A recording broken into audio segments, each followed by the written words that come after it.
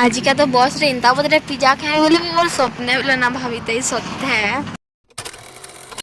जुहार जे माँ सुमले केनता आजा सबे भल अछ तो। सबसे पहले हमें पेट पूजा करलु, इडली खाइलु, तापरे हमें बाहरी गलु सम्बलपुर। इनु आ पना पीलु, गरम टिके बेसी लागुतला। इनु तो मते एंदा बदला सजोतले जितना कहन मते केते सद लागुतला। इनु हम टिके हंसी मजाक चालुतला। तापरे हमें इनु भात खाइलु, भोग बुला करुतला तो। तापरे हमें टिके गलु कोलकाता बाजार में लगे मते सोने आबार फालूदा बिला में इनु खाइलु, एंदा बदला भल लागुतला ना कहन। लास्ट रे हमें गलु केएफसी नि खाई पिज्जा।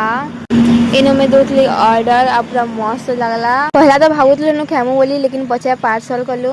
आ इंता बदरे बस रे खाते लासी जानी कहन पूरा मते सब आ करी देखुतले। खाबार जे तमे केबे लाजे ना होए, बट बस रे पहला टाइम इंदा खाई करी आसी छे। कुरकुरे बिस्कुट तो खासी दूसरा चलसी, बट पिज्जा के बेंदा बस रे ना खाइतई। इनु में खाउतली तो मोर मुंह में लागिउला तो मोर दीदी टिश्यू पेपर रे पूछी पूछानो देला। थैंक्स फॉर वाचिंग, टाटा जुहार जी मासमली।